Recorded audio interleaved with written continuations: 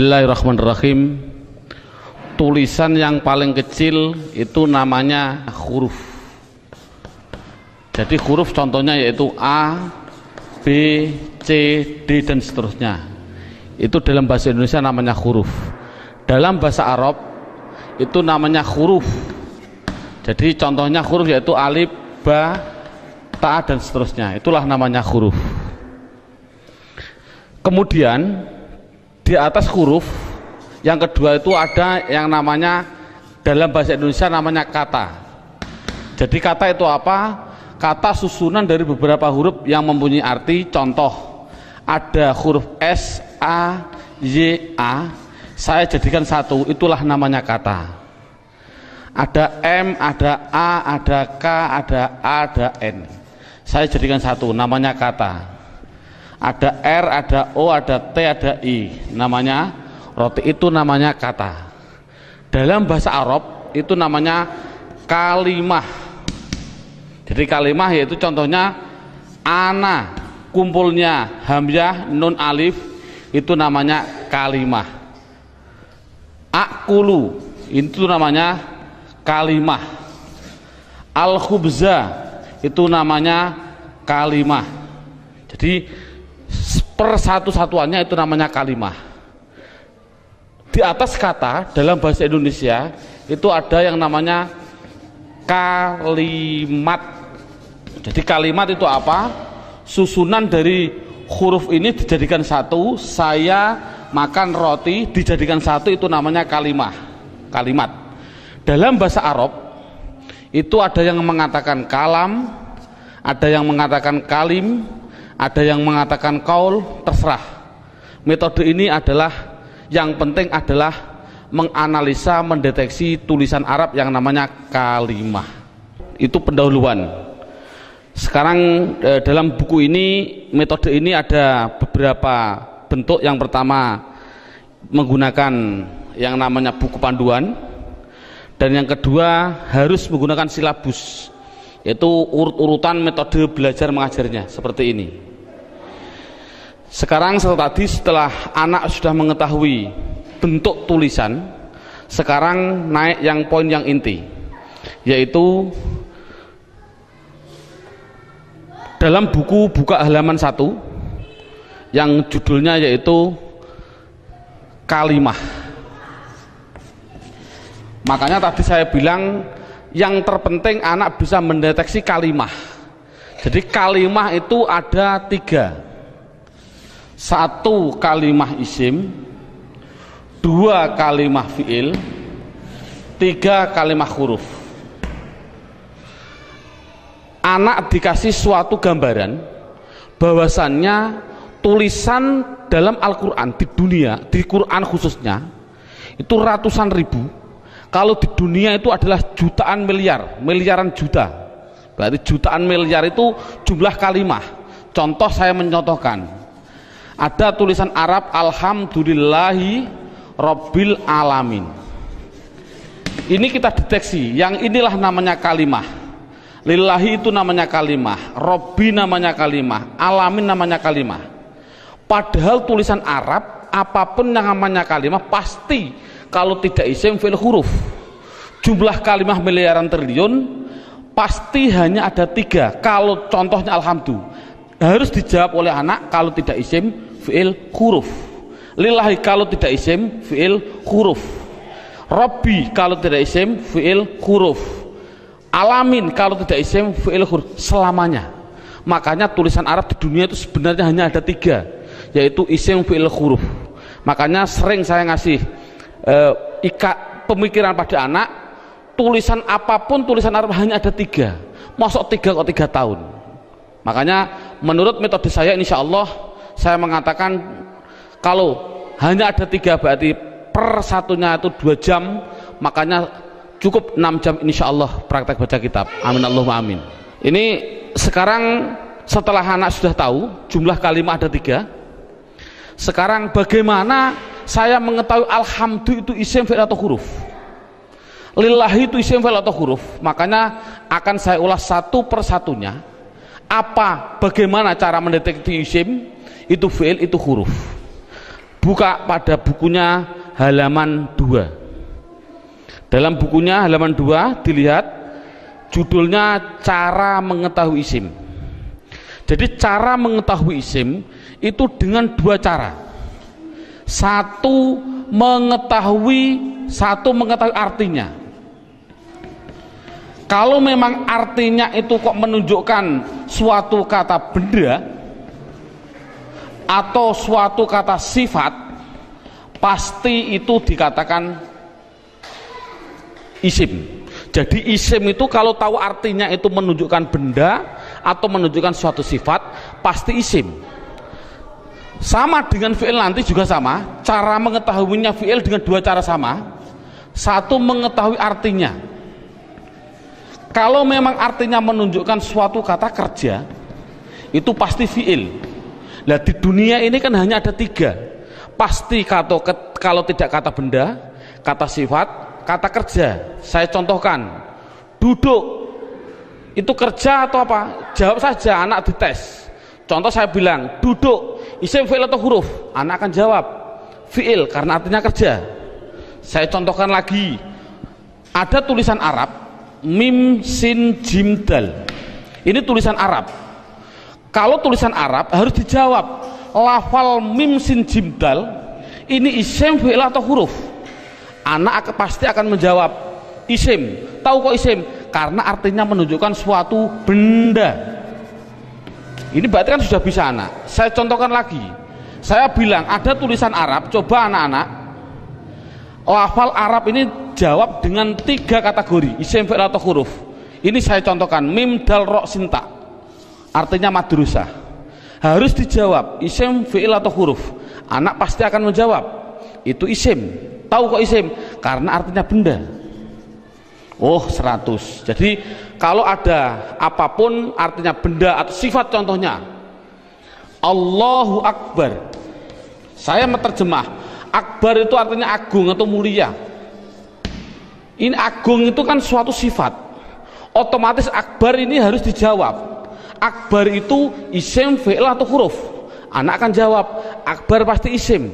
Tahu kok isim? Karena artinya itu suatu sifat. Jadi kesimpulannya adalah anak bisa mendeteksi, pertama mendeteksi isim, fi'il, huruf dari artinya. Kalau memang artinya benda atau sifat berarti isim, kalau artinya kerja berarti kalimah fi'il. Pertanyaan selanjutnya, Pak, tulisan Arab katanya miliaran triliun, di Al-Quran ada 700-an ribu. Bagaimana saya mengetahui itu isim, itu fi'il, itu huruf, padahal saya tidak tahu artinya? Oh, kalau tidak tahu artinya, lihat buku panduannya, yaitu lihat halaman 3.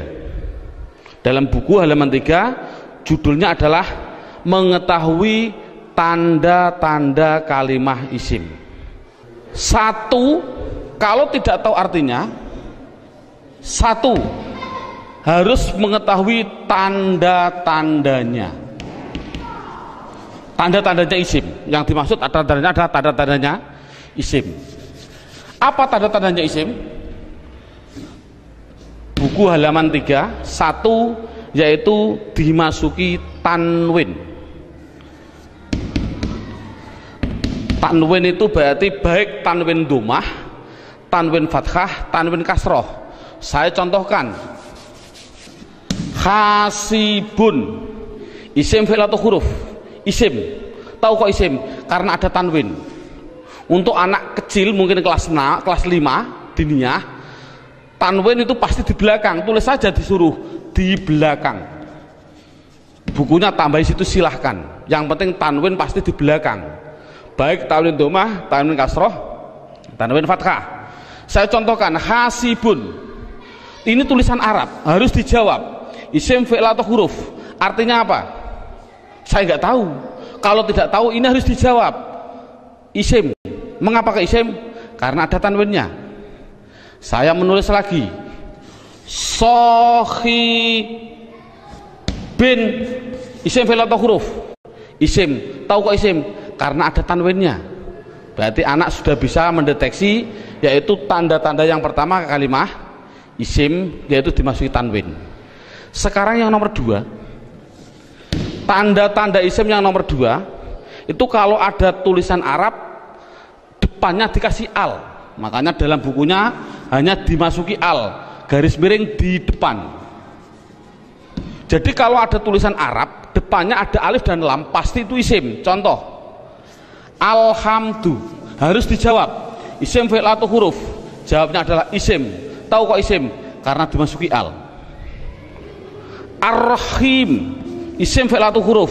Isim. Tahu kok isim? Karena ada al. Dan seterusnya. Sekarang yang ketiga, tanda-tanda isim yang ketiga yaitu dimasuki yang namanya huruf jar. Huruf jar itu apa sih? Huruf jar itu adalah tertentu, lafalnya tertentu, yaitu ada tulisan itu berupa apa? Min, ila, an, ala, dan seterusnya. Di dalam buku sudah ada. Min artinya dari, ila artinya ke, an artinya dari, ala artinya di atas, dan seterusnya. Jadi kalau ada tulisan Arab dimasuki min, yang mana huruf jar itu pasti tempatnya di depan suatu kalimah, mesti itu adalah kalimah isim. Contoh, saya mencontohkan ada tulisan Arab, zahaba zaidun ila suq, zahaba zaidun ila suq. Anak saya tes satu persatu dulu. Zaidun isim fi'il atau huruf? Isim. Tahu kok isim? Karena ada tanwinnya. Suq isim fi'il atau huruf? Isim. Tahu kok isim? Karena dimasuki huruf jar yang namanya ila. Artinya apa saya suq? Tidak tahu, tidak penting. Ini kan tidak penting. Yang penting itu bisa mendeteksi itu pasti kalimah isim. Contohnya lagi, ada contoh yang namanya ada roja'a. Saya contohkan, roja'a kembali. Siapa yang kembali? Bakrun, siapa bakar? Kembali min dukan, min dukan. Bakrun isim fi'il atau huruf? Jawabnya isim. Tahu kok isim? Karena ada tanwin. Min dukan, dukan itu isim fi'il atau huruf? Isim. Tahu kok isim? Karena dimasuki huruf jar min. Artinya apa? Tidak penting. Jadi makanya itu adalah tanda-tanda kalimah isim. Yang ketiga, yang keempat, tanda-tanda isim yang keempat di situ saya tulis. Saya hapus dulu. Tanda-tanda isim yang keempat yaitu dimasuki namanya huruf qasam. Qasam itu artinya sumpah. Qasam artinya sumpah. Di sini huruf qasam hanya ada 3, wawu, ba, ta. Untuk anak pemula jangan dicontohkan selain lafal Allah, jangan. Untuk pemula jangan. Contoh, wal asri. Asri ini adalah isim. Tahu kok isim? Karena ada wawu qasam. Tidak perlu sebenarnya. Yang penting itu adalah wawu qasam nanti. Contohkan saja wallahi. Berarti Allah itu isim karena apa? Dimasuki wawu ini. Itu aja masih bingung untuk anak didik. Jadi kesimpulannya qasam tidak begitu penting. Yang penting yang terakhir ini.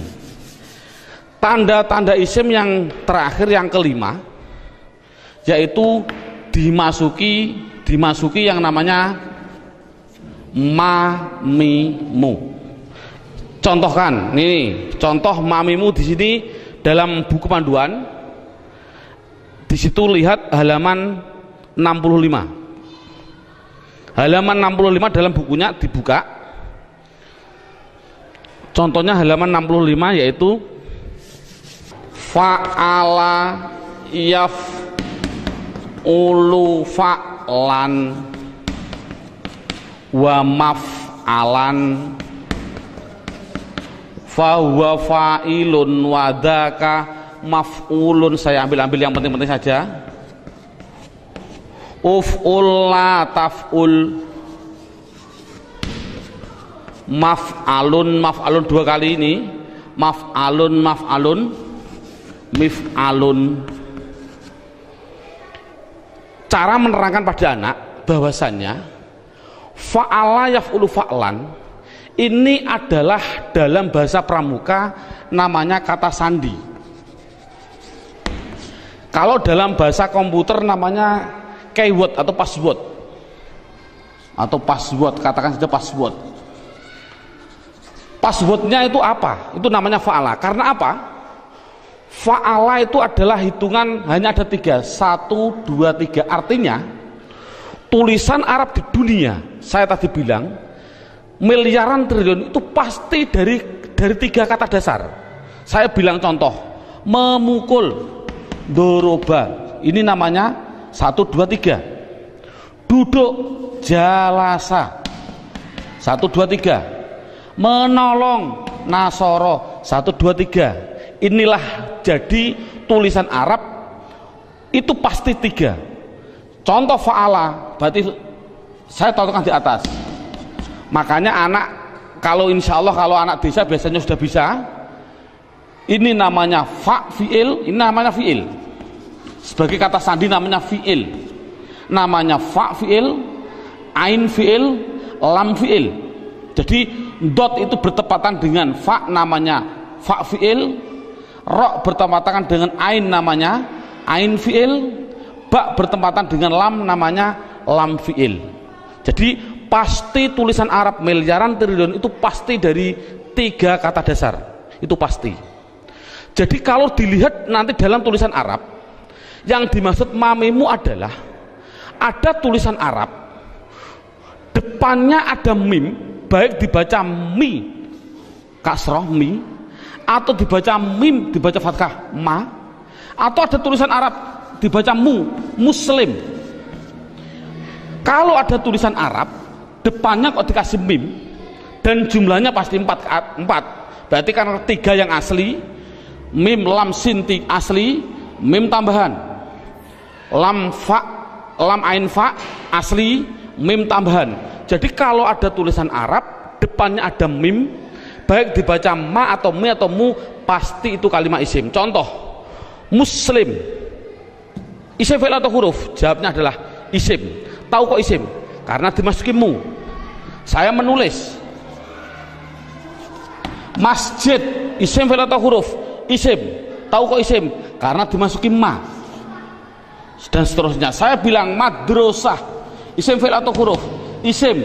Tahu kok isim? Karena dimasuki ma.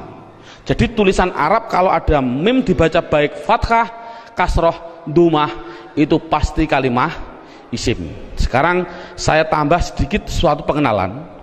Kalau ada tulisan Arab,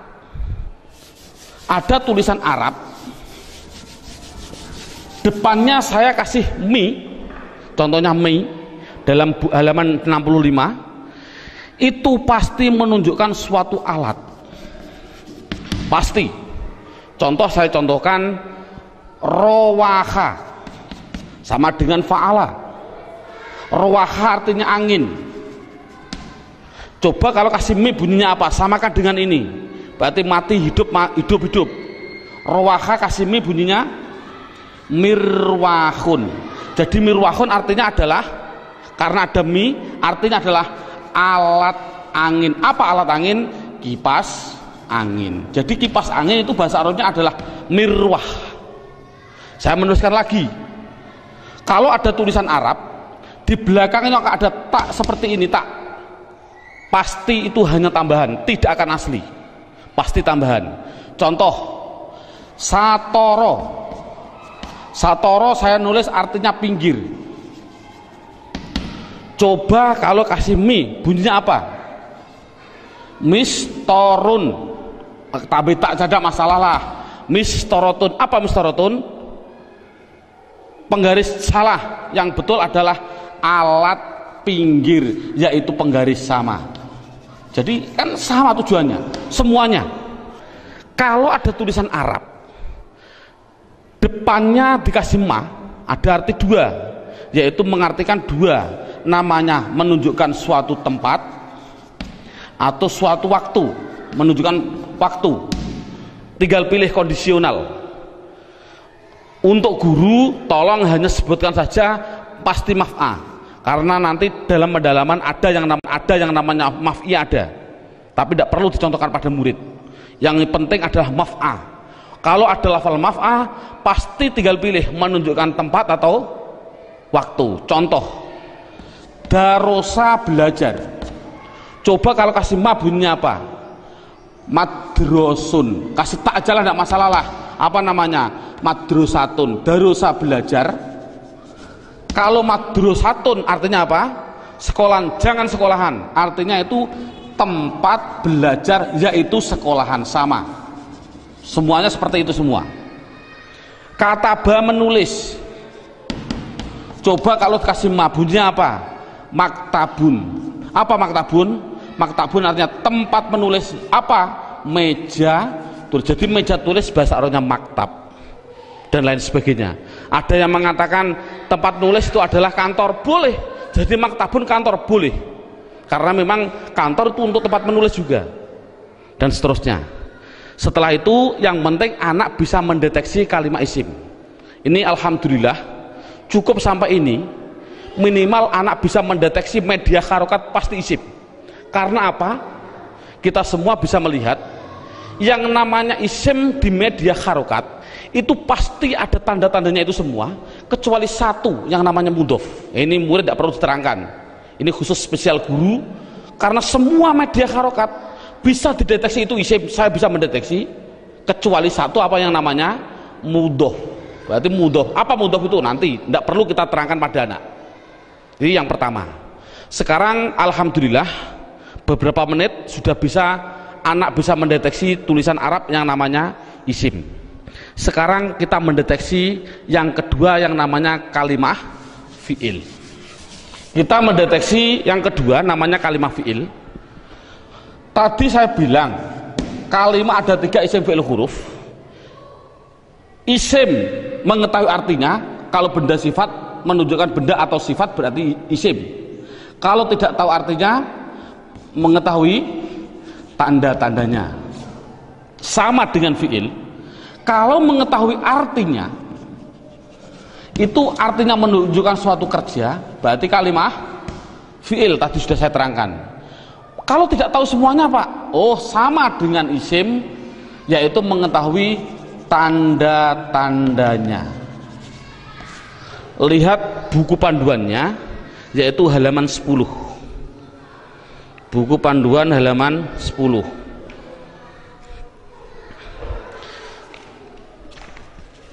Tanda-tanda kalimat isim. 1 dimasuki kot. Di situ saya 1 dimasuki kot. Dimasuki kot. Saya menulis, biar anak, karena anak kecil, mungkin biar jelas, saya suruh di depan. Tempatnya itu di depan. Jadi kalau ada tulisan Arab, kok ada depannya ada lafal kot, pasti setelahnya itu fi'il. Contoh, saya mencontohkan. Allahu Akbar, Allahu Akbar. Qad qomatis sholah, qad qomatis sholah. Ini adalah lafal kot. Koma itu mau tidak mau harus saya jawab itu kalimat fi'il. Tahu kok fi'il? Karena dia dimasuki kot. Ini kan paling mudah. Jadi kalau ada dimasuki kot itu namanya kalimah fi'il. Apa artinya koma? Tidak penting. Yang penting tahu itu adalah fi'il. Tanda-tanda yang kedua yaitu dimasuki yang namanya sin. Tolong lafal sin tidak usah diterangkan. Karena apa kok menerangkan? Wong saya menerangkan fi'il saja belum tahu, saya contohkan lafal sayaqulu sufaha. Yaqulu itu adalah fi'il karena apa? Dimasuki sin, tidak akan mungkin paham anak. Makanya sin adalah ditinggal dulu karena dia belum bisa mendeteksi semuanya. Jadi sin saya tinggal. Tanda-tanda fi'il yang ketiga yaitu dimasuki yang namanya saufa. Dimasuki yang namanya saufa. Tulis saja sama, sin ya di depan, saufa ya di depan sama. Contoh yang biasa yang sering didengarkan oleh anak, contoh saya bilang kala saufata lamun, tak lamun itu pasti saya mengatakan fi'il. Karena apa? Karena dimasuki saufa. Artinya apa? Tidak penting. Karena sudah tahu itu artinya saufa. Saufa itu masuk pada kalimat tadi mesti kalimat fi'il. Ini paling mudah. Yang terakhir tanda-tanda fiil yaitu dimasuki yang namanya taknis. Saya suruh menambahi pada anak. Taknis itu saya bilang, saya tulis di belakang, tempatnya itu di belakang, dan berupa tak seperti ini yang mati. Orang Jawa bilang tak perahu lah. Jadi tak perahu. Nek ono tak perahu seperti itu pasti itu namanya kalimah fiil. Contohnya ini. Qad qomat as-shalah, aslinya itu adalah koma, itu fiil dengan dua tanda-tanda. Satu dimasuki qad, dua dimasuki ini tak, ini di belakang masuk pada kalimat ini. Jadi ada dua tanda-tanda. Coba sholat, isim fi'il atau huruf? Isim. Tahu kok isim? Karena ada al. Oh mudah. Namun sekali lagi ini mulai metode saya adalah nanti menggunakan yang namanya metode hantu. Ini contohnya. Al ini adalah alif dan lam. Yang namanya alif itu pasti mati. Yang namanya alif pasti mati. Ada mati ketemu mati, itu namanya hantu. Saya tulis mati ketemu mati namanya apa? Hantu. Orang Arab tidak senang hantu. Akhirnya biar ini hidup, akhirnya dikasih biar berdoa. Bunyi apa? Qad qomatis shalah. Bukan qad qomat shalah lagi, tapi qad qomatis shalah. Saya contohkan lagi. Lafal min ketemu masjid. Bunyinya apa? Min al masjid, tidak boleh karena ini ada alif mati ketemu mati namanya hantu, tidak boleh, harus dihidupkan biar berdoa, bunyinya minal masjidi. Contoh lagi, an ketemu madrasah, bunyinya apa? Anil. Kok bisa anil? Oh karena ada mati ketemu mati namanya hantu. Ini sekali lagi orang Arab itu tidak senang atas hantu.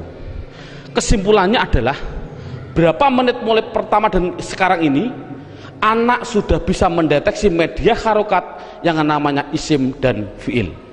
Alhamdulillah dengan beberapa menit anak sudah bisa mendeteksi namanya media harokat isim atau fiil. Karena apa? Huruf itu hanya huruf jar. Katakan saja huruf jar. Ada huruf li taukid dan sebagainya, itu tidak penting. Jadi kalau huruf jar itu tertentu tadi hanya min ila ada berapa 9. Selain itu tulisan Arab pasti hanya isim dan fiil. Anak sudah bisa mendeteksi kecuali tadi mudhof. Alhamdulillah. Sekarang kita naik poin yang keempat. Poin yang keempat yaitu lihat buku halaman pertama. Dalam halaman pertama terlihat kalimah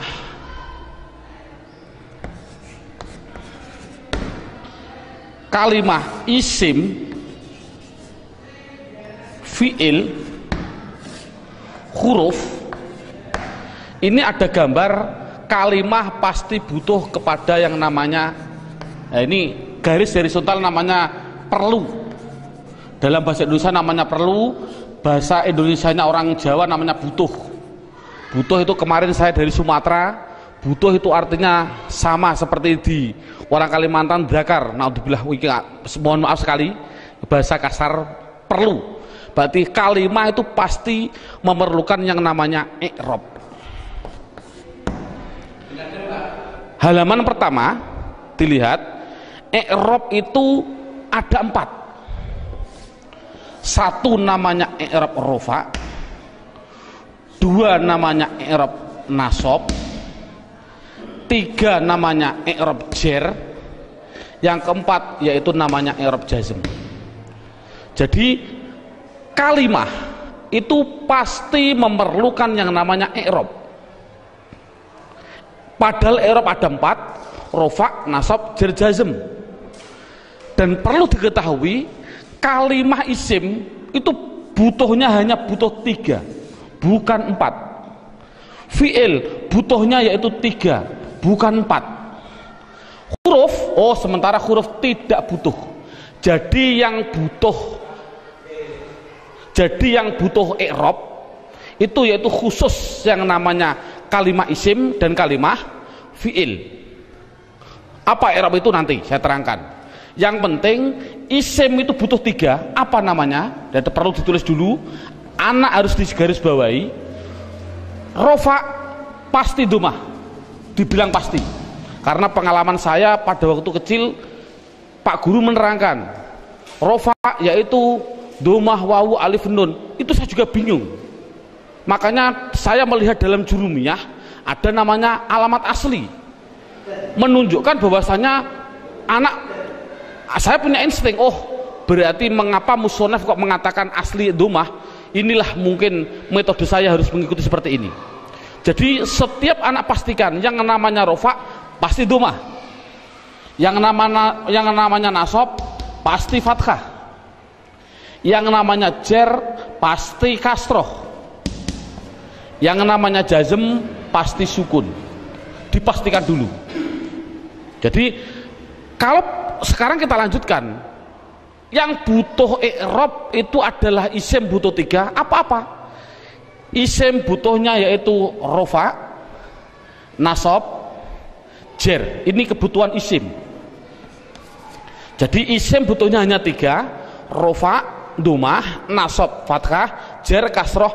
Tidak butuh kepada jazm, tidak butuh. Ini penting. Adapun yang fi'il butuh 3. Fi'il butuh 3. Apa-apa? Rofa, nasab, dan jazm. Tidak butuh kepada yang namanya jer. Ini anak harus tidak perlulah kita terlalu ngasih pertanyaan terbulak-balik. Contoh, isim i'rab apa yang khusus masuk pada fi'il, i'rab apa yang tidak boleh masuk pada fi'il, tidak perlulah. Yang penting minimal pertama kali tolong ditekankan isim. Fi'il aja tidak penting, nanti dulu. Yang penting kalau bilang isim pasti punya namanya rofa domah, nasab fathah, jer kasroh. Itu isim dulu, matangkan isim. Fi'il tidak perlu ditanya dulu.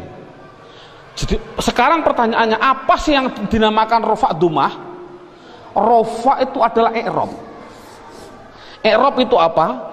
I'rab adalah perubahan pada akhir kalimat atau kata, akhir kata atau kalimah dalam bahasa Arabnya tadi.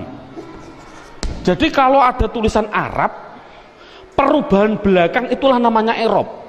Contoh saya bilang, ada tulisan Arab min sim jimdal, belakangnya itu, kalau ini kan kata benda, ini kan orang tahu kata benda. Kalau benda berarti kalimah isim.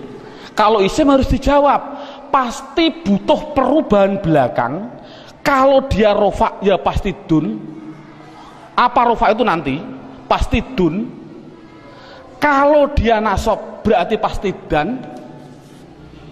Kalau dia jer berarti din. Makanya saya tadi bilang, yang namanya i'rab, khususnya ini, i'rab itu sama dengan nahwu. Contohnya lafal ini, dun dan din. Inilah belakang, ini namanya nahwu.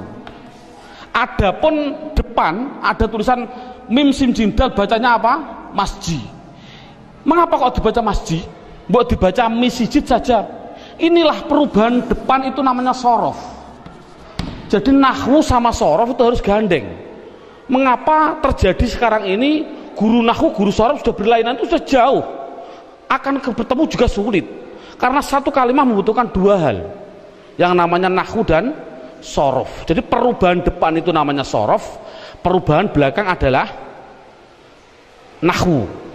Jadi kesimpulannya lagi, ada kesimpulan ini, tolong nanti anak-anak harus dipahami. Yang namanya isim, yang namanya, saya ini kesimpulan, isim pasti butuh 2 hal belakangnya. Kalau ada al, kalau tidak ada al ya ditanwin. Itu prinsip.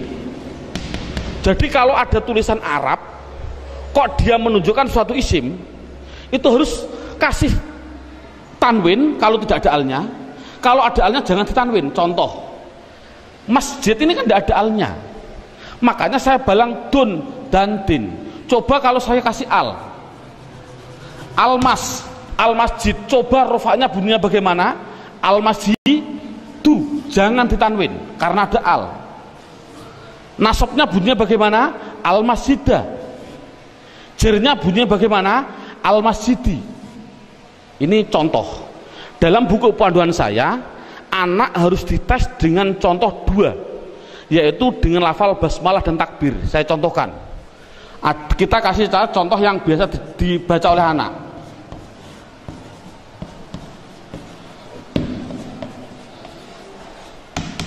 Dideteksi dulu isim fi'ilnya.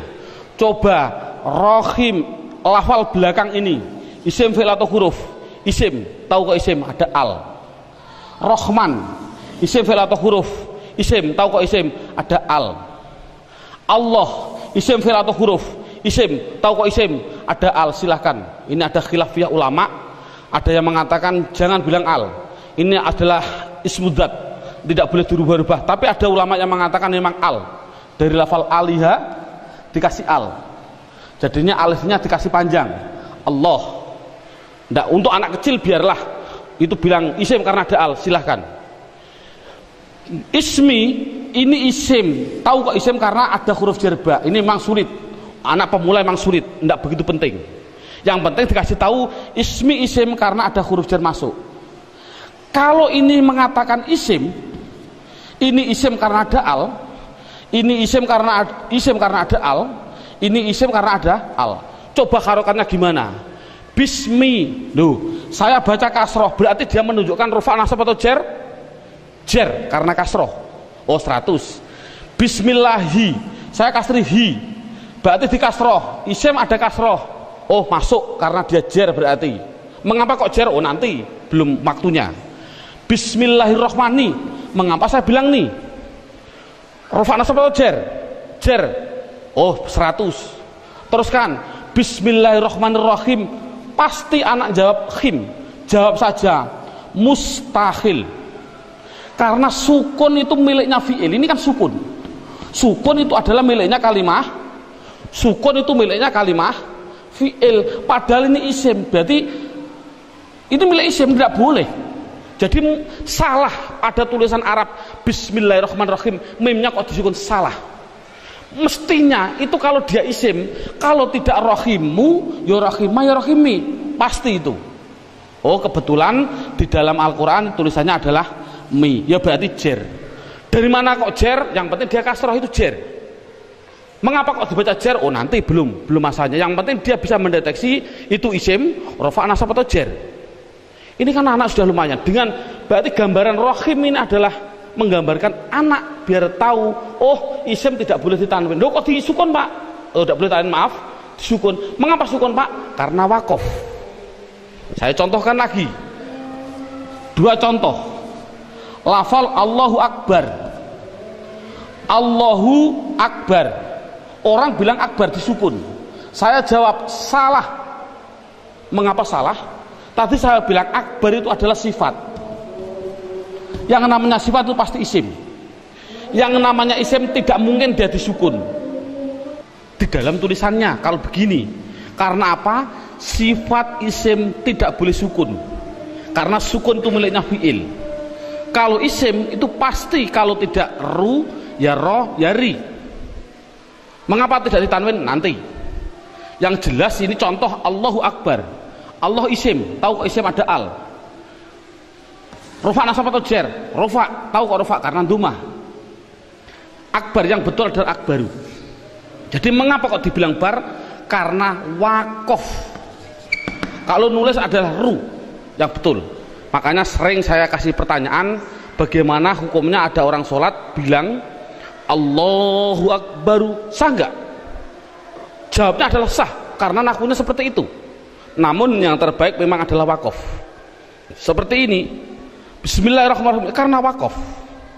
Jadi intinya adalah yang namanya i'rab ada 4 rofa nasab jar jazm. Khusus kita tekankan pada isim. Yang namanya isim belakangnya pasti rofa dumah, nasab fathah, jar kasroh. Itu kesimpulannya. Sekarang silabusnya poin yang kelima, judulnya yaitu pendalaman isim. Buka halaman 1 sama halaman 1, yaitu lihat halaman 1, isim dibagi 2. Ada yang namanya isim mabni, ada yang namanya isim mu'rab. Sekali lagi, isim mabni dan isim mu'rab dibagi dulu. Apa yang namanya isim mabni? Dalam buku halaman 2 ada. Mabni itu adalah, mabni itu apa? Mabni adalah harokat belakang, harokat belakang itu tetap. Saya tulis tetap. Itulah namanya mabni. Jadi mabni itu apa? Mabni harokat belakang tetap. Mu'rab itu apa? Mu'rab yaitu harokat belakang berubah-ubah. Harokat belakang berubah-ubah.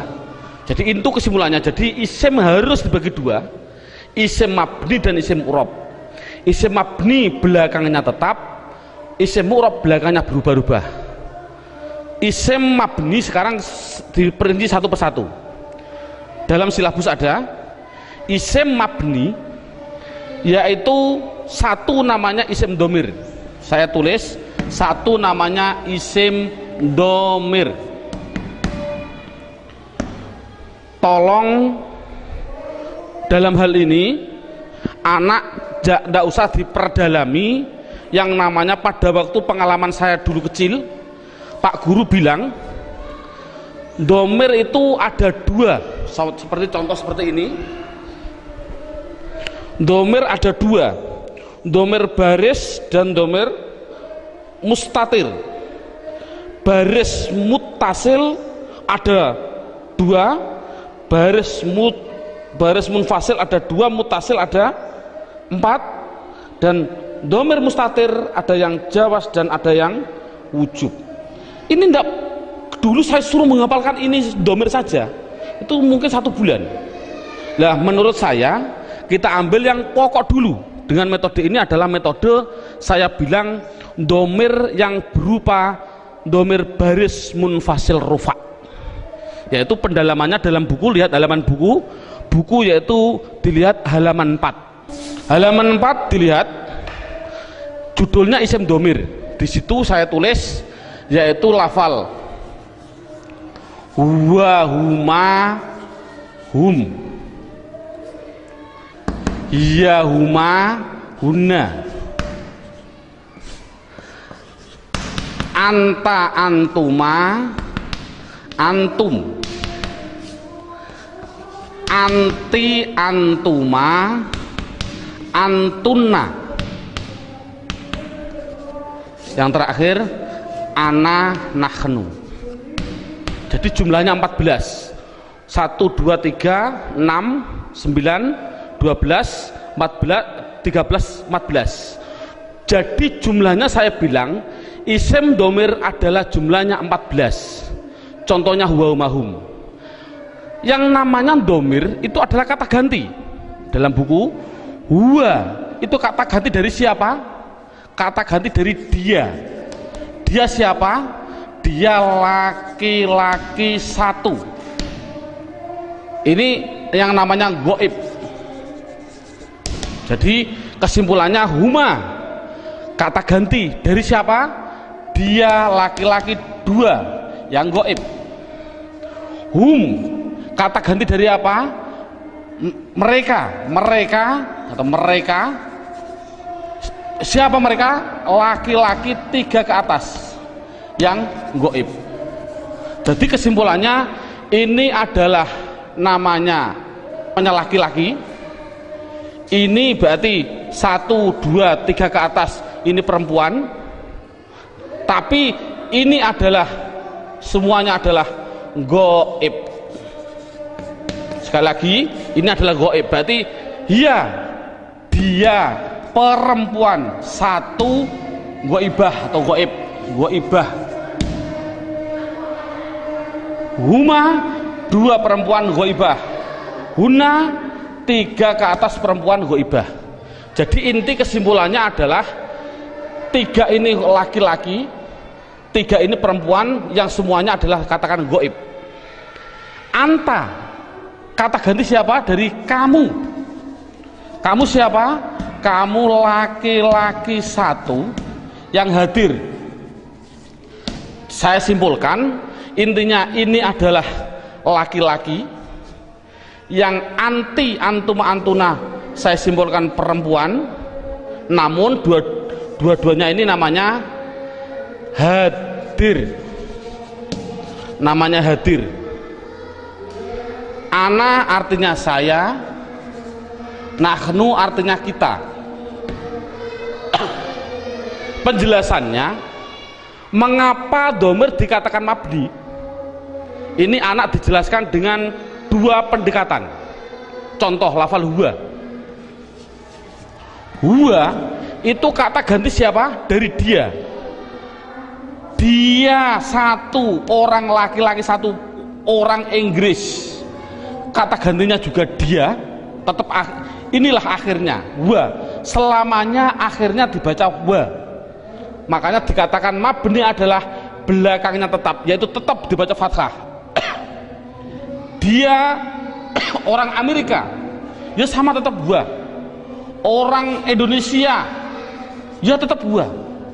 Jangan mentang-mentang orang Indonesianya orang pendek-pendek terus dibilang wi. Kalau orang Arab orangnya tinggi-tinggi wu, enggak boleh.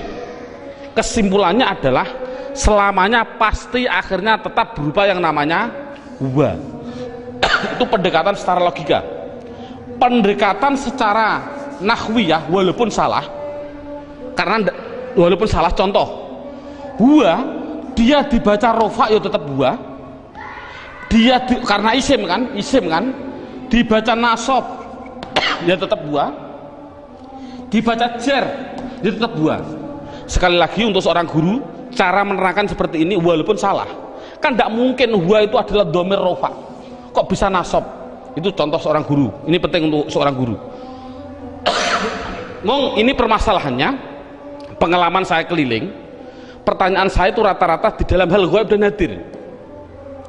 Saya bilang, apa sih artinya goib dan apa sih artinya hadir?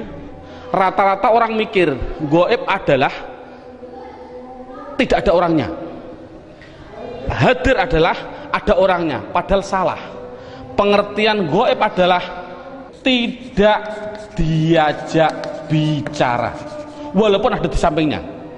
Samping saya ada namanya Zaid. Ada orang tanya, Pak Zaid mau ke Semarang kok, bilang pada saya, padahal di samping saya ada Zaid. Ini namanya hadir atau goib? Goib, karena orangnya bicara sama saya, bukan pada Zaid. Jadi kata gantinya pada Zaid adalah wa. Ini menunjukkan artinya goib, yaitu jangan diartikan tidak ada orangnya, diartikan apa?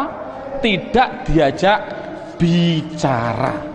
Kalau hadir ya berarti diajak bicara. Itu kesimpulannya adalah mabni harokat belakangnya tetap selamanya. Contoh mereka selamanya mesti hum, disukun selamanya. Jadi saya tulis di situ pertama isim domir mabni jumlahnya adalah 14. Buka seterusnya bukunya halaman 5.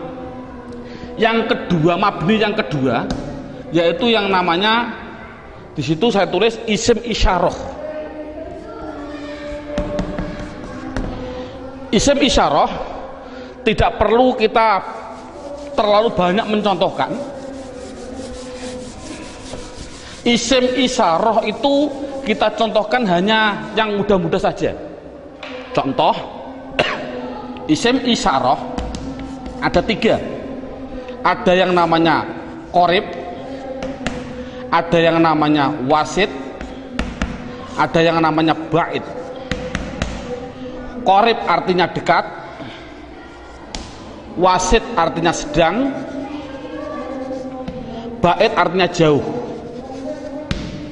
Contoh orang bilang isyarat menunjukkan, qorib iki, orang Jawa bilang iki, kalau sedang iku, kalau jauh kai, itu orang Jawa bilang.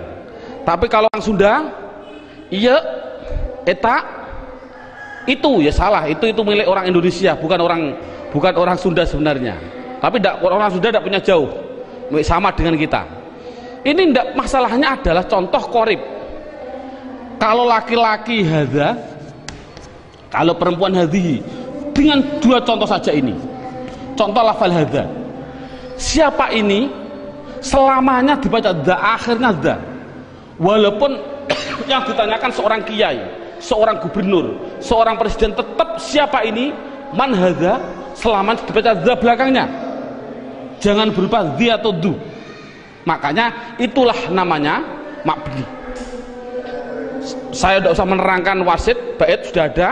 Yang jelas contohnya yaitu dalam buku panduannya sudah saya tunjukkan, yaitu isim isyarah ada 3, hadza hadhihi. Kalau sedang yaitu lafal dzaka dan dalika, dzaka dan dalika, dzaka dan tilka, saya contohkan dzaka dan tilka. Kalau jauh saya contohkan hanya 2, dalika dan ulaika. Jadi jumlahnya yaitu ada berapa? Dalika, ulaika. Jumlahnya berapa? 1, 2, 3, 4, 5, 6. Saya katakan isim isyarah jumlahnya adalah hanya 6. Walaupun nanti pendalamannya banyak. Seorang guru tolong hanya seperti itu dulu. Terusnya mabni yang ketiga yaitu yang namanya isim mausul. Buka dalam bukunya halaman yang ke isim mausul, kata sambung.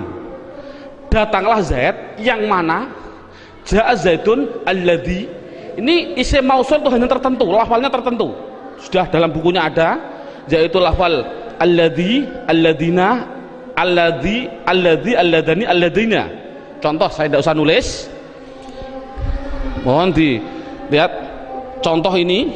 Isim mausul tertentu, alladhi, alladani, alladina, allati, allatani, allati. Cukup sebutkan hanya 6 saja, yaitu biar anak hanya tahu isim mausul jumlahnya hanya ada 6. Mabni yang keempat, mabni yang keempat yaitu yang namanya isim istifham. Istifham, istifham itu pertanyaan. Di situ saya menulis, tidak usah saya tulis biar waktunya lebih singkat. Yang penting guru bisa menerangkan. Yaitu di situ saya tulis hanya man, mundu, madza, mata, ayana, aina, kaifa, anna, kam, dan ayu. Jumlahnya saya tulis itu hanya 10. Jadi istifham hanya ada 10. Yang keempat, yang ke mabni yang kelima, yaitu namanya isim syarat. Syarat itu apabila, jikalau, andai kata, itu namanya syarat. Saya tulis dalam bukunya biar lebih singkat. Lafalnya tertentu. Man, ma, mahma, mata, ayana, aina, anna, haisuma, kaifama. Jumlahnya yaitu hanya ada 9. Yang terakhir yang nomor 6, yang namanya isim fi'il. Ini loh, namanya isim fi'il. Kadang-kadang orang bingung. Di situ ada isim fi'il madhi, isim fi'il mudhari, isim fi'il amar. Yang penting contohnya saya bilang isim fi'il amar, isim fi'il amar. Contohnya lafal amin, amina. Ini dikatakan dia bukan isim, bukan fi'il. Dikatakan isim fi'il. Mengapa kok isim fi'il? Tidak usah kita, anak tidak usah dikasih jawaban, kasih alasan, tidak usah. Yang penting isim fi'il itu lafalnya tertentu. Lafalnya itu hanya ada 9. Begitu. Berarti anak yang penting tahu. Contohnya seperti ini. Isim fi'il amar yang pertama, ada yang namanya soh dan seterusnya. Isim fi'il madhi ada 2, isim fi'il mudhari ada 2. Cukup 9 saja. Inti kesimpulannya, isim mabni itu jumlahnya adalah 14, 6, 6, 10, 9, 9, jumlahnya adalah 54. Padahal tadi saya bilang tulisan Arab yang namanya isim di dunia jumlahnya kalimat isim adalah 1 miliar triliun. Itu jumlahnya tulisan Arab di dunia itu 1 miliar triliun. Kalau isim jumlahnya miliaran triliun dibagi dua, mabni dan mu'rob. Yang namanya mabni yaitu 54, selainnya pasti mu'rob. Kesimpulannya, isim mu'rob adalah yang tidak berupa mabni. Saya mohon maaf untuk seorang ustadz, seorang guru. Dulu pada waktu saya masih kelas 1 sanawiyah sudah diajarkan oleh alfiyah, padahal saya belum memahami betul. Saya ditunjukkan contohnya huwa, isim domir. Isim domir huwa itu dikatakan mabni karena apa? Karena yang namanya mabni adalah serupa dengan huruf.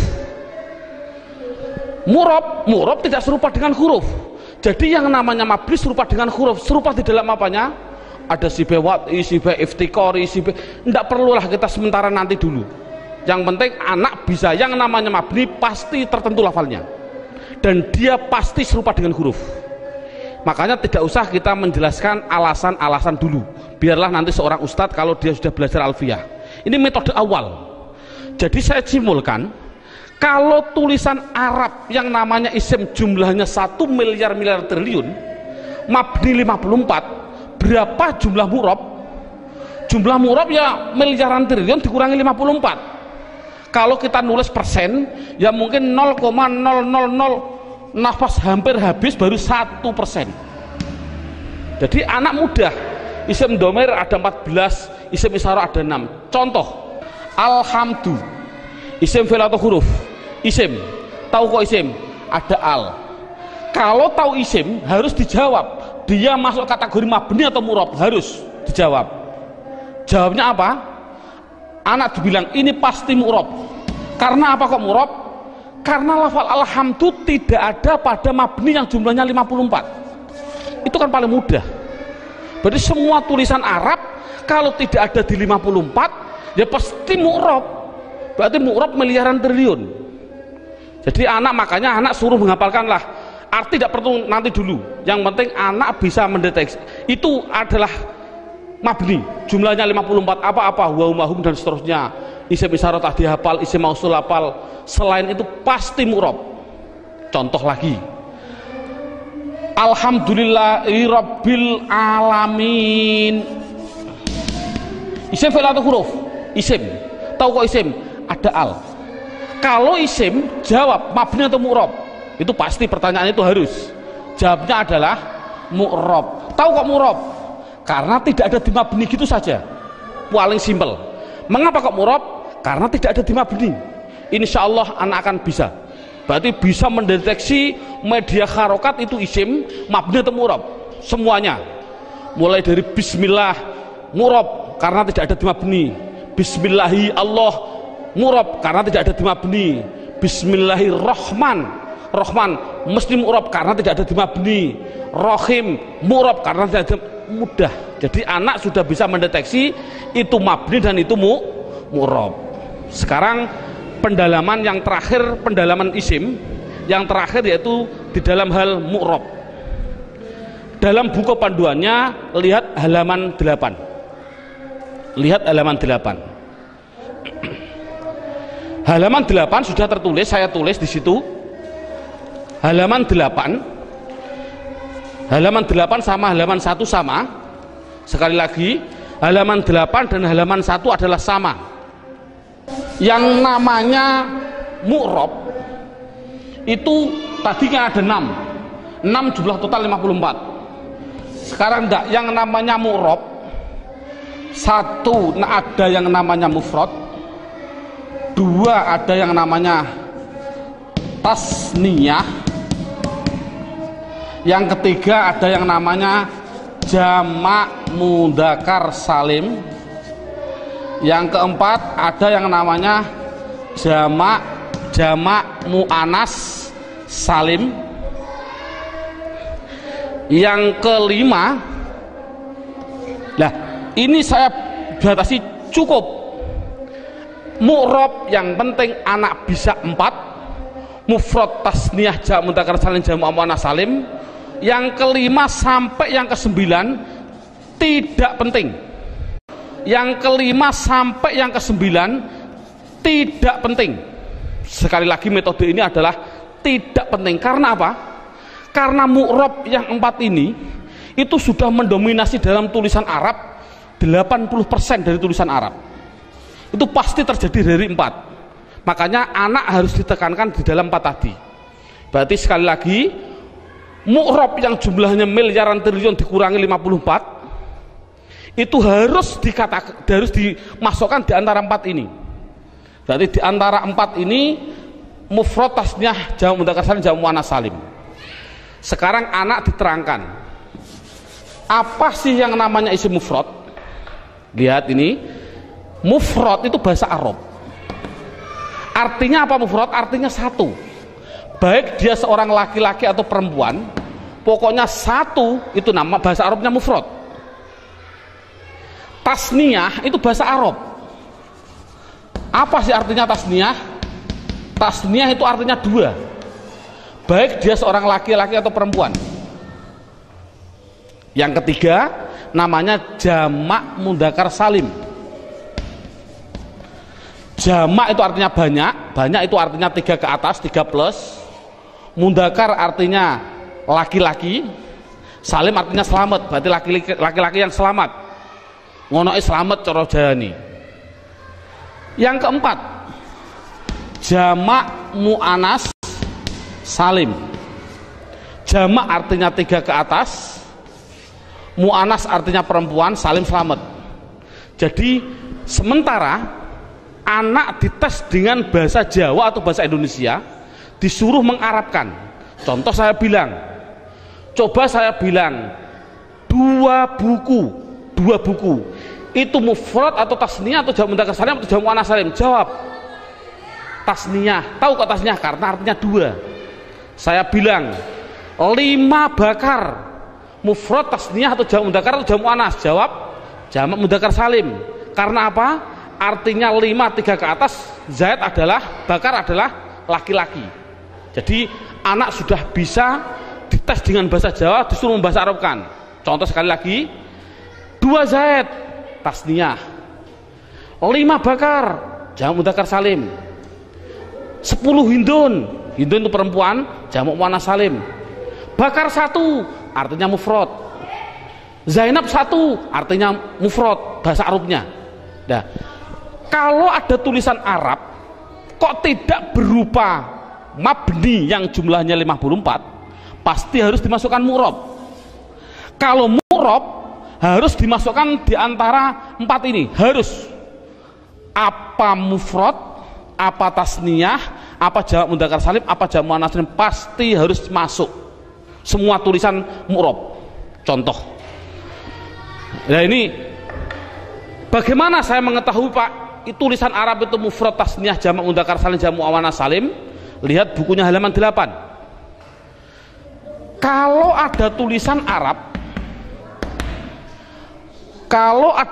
Arab, belakangnya kok ada alif nun atau ya nun, nunnya dibaca kasroh ni, sebelum ya dibaca fathah, sebelum alif dibaca fathah, bunyinya ani atau aini, mesti artinya 2. Kalau ada tulisan Arab belakangnya kok berupa wawun nun atau ya nun, nunnya tapi dibaca na, baca fathah na, sebelum ya dibaca kasroh, sebelum wawu dibaca dhammah. Kalau orang Jawa bilang una, ini berarti mati nih, atau ina tadi aini, mesti artinya 3 ke atas laki-laki. Kalau ada tulisan Arab belakangnya berupa alif dan tak, taknya tak perahu, sebelum alif dibaca fathah, taknya hanya 2, kalau tidak ton ya tin, itu pasti dikatakan jamak muannats salim. Kalau ada tulisan Arab belakangnya tidak ada tambahan ani, aini, una, ina, atun, atin, mesti itu isim mufrad. Jadi isim mufrad itu apa? Yaitu kalau tulisan Arab tidak ada belakangnya tidak ada tambahan. Saya contohkan, alhamdu, isim fi'il atau huruf? Isim. Tahu kok isim? karena ada al. Pertanyaan selanjutnya, mabni atau mu'rab? Mu'rab. Tahu kok mu'rab? Karena tidak ada di mabni. Kalau mu'rab harus dimasukkan di antara 4 ini, wajib. 4 ini harus dimasukkan. Berupa apa? Mufrad. Tahu kok mufrad? Karena belakangnya tidak ada tanda-tandanya. Ani, aini. Ini kan dal. Dal ini kan tidak ada tambahannya. Oh, jadi alhamdu adalah isim mufrad. Contoh lagi. Bismillah, alhamdulillahirabbil alamin. Alamin. Pertanyaan, isim fi'il atau huruf? Isim. Tahu kok isim? Ada al. Mabni atau mu'rab? Mu'rab. Tahu kok mu'rab? Karena tidak ada di mabni. Kalau masuk mu'rab, masukkan di antara 4 ini. Bunyinya apa? Jamak mudzakkar salim. Tahu kok jamak mudzakkar salim? Karena belakangnya ada inang, ya nun, sebelumnya dibaca kasroh. Cocok gak dengan ini? Ina. Jadi tulisan Arab mesti gitu semua. Kalau mu'rab pasti harus masuk kategori di antara 4 tadi. Ini alhamdulillah berapa jam ini anak sudah bisa 100% mendeteksi isim dan mengkategorikan di antara mabni dan mu'rab. Subhanallah, sudah bagus. Ini untuk apa isim tadi? Oh, nanti. Itu adalah setelah 3 jam. Kita istirahat dulu.